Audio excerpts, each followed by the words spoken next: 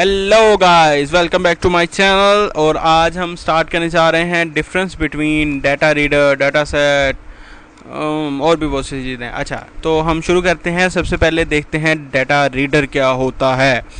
Data reader और data adapter के अंदर हम फ़र्क देखेंगे। तो अगर आपने मेरे लेक्चर्स, पिछले मेरे ट्यूटोरियल्स फॉलो नहीं किए, part 1, part 2, part 3 C sharp के, तो वो ज़रूर देखिए, क्योंकि उसके अंदर मैंने काफ़ी सारी चीज़ें बताई हैं। और क्योंकि ये जो हमने कनेक्शन जो बनाया है या एसक्यूएल कमांड जो है, ये उसके अंदर मैंने बताया कैसे होगी। तो ठीक है, अब हम स्टार्ट करते हैं। डाटा रीडर होता क्या है। डाटा रीडर सिंपली एक डाटा को रीड करने के लिए हमारे पास होता है डाटा रीडर। ये डाटाबेस से डाटा रीड करता है और ये फॉरवर्ड ओनली और रीड ओनली है, क्योंकि ये डाटा रीड करता है और आगे चला जाता है। और आगे एक और बात, ये कनेक्शन ओरिएंटेड है। यहाँ पर मैं हाईलाइट कर देता हूँ, ये देखें, कनेक्शन ओरिएंटेड।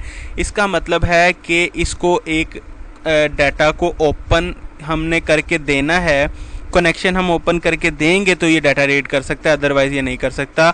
और हमने कनेक्शन को क्लोज भी खुद करना है। कनेक्शन को क्लोज भी हम खुद ही करेंगे। उसके बाद ये डाटा रीडर जो होता है ना, वो डाटा सेट से फास्ट होता है। और जब हम, और एक और मज़े की बात वो ये कि हम एग्जीक्यूट रीडर जो ऑब्जेक्ट है ना, उसको यूज़ करते हैं डाटा बाइंड करने के लिए डाटा रीडर के साथ। अब देखें, जो डाटा रीडर है ना, डाटा रीडर के साथ यूज़ होता है एग्जीक्यूट रीडर।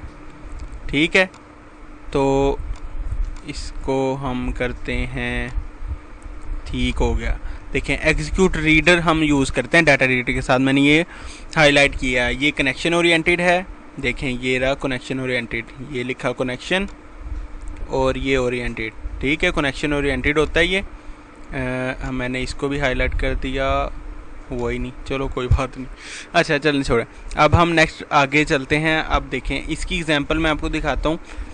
सबसे पहले हमने ये किया यूजिंग क्या करता है। यूजिंग खुद ब खुद कनेक्शन क्लोज करता है। मैं बस इतना ही बताऊँगा, बाकी खुद ही सर्च करें यूजिंग क्या करता है।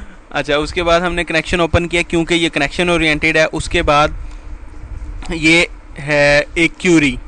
ठीक है, इसको छोड़ दें, आप अपनी क्यूरी बनाएं। उसके बाद एसक्यूएल डाटा रीडर। ये देखें, एसक्यूएल डाटा रीडर। और आप डाटा अडाप्टर के अंदर, इसके अंदर मैं फ़र्क बताऊंगा बाद में, अभी शायद ना आपको समझ आए। एसक्यूएल डाटा रीडर का मैंने इंस्टेंस बनाया है एसडीआर के नाम से, और उसको इनिशियलाइज़ किया है इक्वल टू सीएमडी, जो कि कमांड है हमारी डॉट एग्जीक्यूट रीडर। वो क्या करेगा, कमांड जो होगी उससे रिलेटेड डाटा को वो रीड करेगा। और ये रिटर्न करता है एक ऑब्जेक्ट जो कि एसक्यूएल डाटा रीडर का होता है। बेसिकली ये इसके साथ ही कनेक्ट होता है, तो इसलिए हमें जो प्रॉपर पैरामीटर हम न्यू पॉलीमॉर्फिज्म यूज़ करके बनाते हैं, वो नहीं बनाना पड़ता, क्योंकि ये इसको रिटर्न कर देता खुद ब खुद। ओके, तो उसके बाद हमें ये हमारा जो है जीवी यूज़र इन्फो, ये एक ग्रिड व्यू है यूज़र इन्फो का, ये उसका नाम है। उसको डाटा सोर्स हमने दिया है एसडीआर। अगर ये आपको इसकी समझ ना आए तो मेरा ट्यूटोरियल नंबर 3 है, बेसिक्स हैं, तो उसको मैंने लिंक दिया है डिस्क्रिप्शन में। अगर ये आपको ना समझ आए तो वो पहले लाजमी देखें। उसके बाद ये जो डाटा बाइंड है, इसको नहीं हमने देखना, क्योंकि ये ASP.NET के अंदर होता है, तो मैंने इसको बंद कर दिया। उसके बाद कनेक्शन को हमने क्लोज भी करना है। ठीक है, तो ये मैंने कनेक्शन क्लोज कर दिया। तो ये डाटा रीडर इतना काम था। तो उसके बाद होल्ड, ये क्या करता है, holds the connection open until you are finish, don't forget to close it. हमें मैनुअली कनेक्शन ओपन भी करना पड़ेगा, क्लोज भी करना पड़ेगा। और can typically only be iterated once, ये इसको एक दफ़ा ही मज़ीद इसको एक दफ़ा ही लिखा जाता है, इसको बार बार नहीं लिख सकते हम। उसके बाद ये डेटाबेस को अपडेट करने के काम नहीं आता, ये वहाँ पर यूज़फुल नहीं है। अब डेटाबेस को थोड़ा सा स्किप करते हैं, डाटा अडाप्टर पे पहले आते हैं। तो डाटा अडाप्टर क्या होता है, ये काम करता है as a bridge between database and data set. अच्छा, डाटा सेट होता क्या है, डाटा सेट सिंपली एक जैसे डाटा टेबल होता है ना, जो डाटा सेट है ना, वो कलेक्शन ऑफ डाटा सेट है। सॉरी, जो डाटा सेट है वो कलेक्शन ऑफ डाटा टेबल है। सही है। तो जो अब ब्रिज का काम करेगा डाटा अडाप्टर डेटाबेस और डाटा सेट के दरमियान। Okay, this data adapter object is use to read data from database and bind that data to data set. ये रीड भी करेगा डाटा को और डाटा बाइंड भी खुद ही करेगा डाटा सेट के साथ। और डाटा अडाप्टर जो होता है ना वो डिसकनेक्टेड ओरिएंटेड आर्किटेक्चर है। इसका मतलब ये है कि हमने इसको कनेक्शन ओपन और क्लोज नहीं करके देना है, इसने खुद ब खुद कनेक्शन ओपन भी करना है और खुद ही क्लोज करना है। और उसके बाद हम देखते हैं इसको कैसे यूज़ किया है। वैसे हमने इसको अपने उसके अंदर भी किया था, जो C# का बेसिक लेक्चर है नंबर 3, उसके अंदर तो किया ही किया, अब इसके अंदर भी करते हैं। ये देखें, सबसे पहले हमने क्या किया, कनेक्शन एक क्रिएट किया है। कनेक्शन क्रिएट करने के बाद कनेक्शन ओपन किया है। वैसे कनेक्शन ना भी ओपन करें ना तो ये खुद ही चल जाएगा, क्योंकि ये डिस्कनेक्टेड ओरिएंटेड आर्किटेक्चर है। उसके बाद SQL कमांड है एक हमारी, उसके अंदर क्यूरी लिखी गई है। उसके बाद डाटा अडाप्टर है SDA = न्यू। ये देखें यहाँ पर हमने प्रॉपर जो है ना वो पॉलीमॉर्फिज्म के ज़रिए इसका इंस्टांस क्रिएट किया है। उसके बाद डाटा सेट का एक इंस्टांस क्रिएट किया है DS के नाम से। और अब देखें DA.fill, DA क्या है, ये SDA नहीं, ये DA है, ठीक है, ये डाटा अडाप्टर, ठीक है, DA.fill DS, ठीक है।